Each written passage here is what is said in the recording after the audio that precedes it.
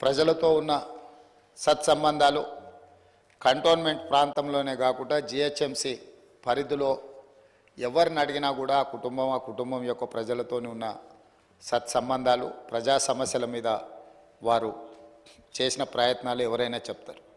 ముఖ్యంగా కీర్తిశేషులు సాయన్న గారు మృదు స్వభావి, సమస్యలను పరిష్కరించాలన్న తపన తప్ప రాజకీయాలకు అతీతంగా అందరితో ఒక మంచి సంబంధాలు ఉండి ఆ ప్రాంత సమస్యల కోసం వారు పోరాటం చేశారు.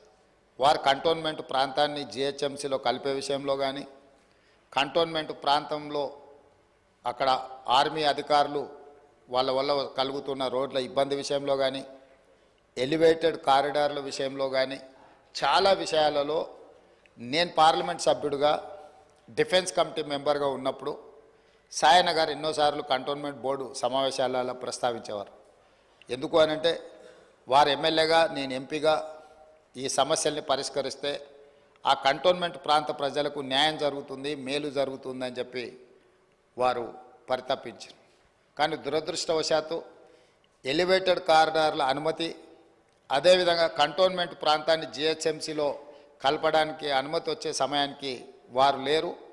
వారి వారసురాలుగా వచ్చిన లాసిన్ అందిత గారైనా ఆ సందర్భంలో ఉండి ఉంటే చాలా సంతోషపడి ఉండేవాళ్ళు. ఎందుకంటే సాయన్న గారి ప్రజలకు ఇచ్చిన మాట నెరవేరిందని. కానీ దురదృష్టవశాత్తు లాసినందిత గారు కూడా ఈ కంటోన్మెంటు అత్యంత కీలకమైన సమస్యల పరిష్కార సమయంలో వారు మన మధ్యత లేకపోవడం బాధాకరమైన విషయం.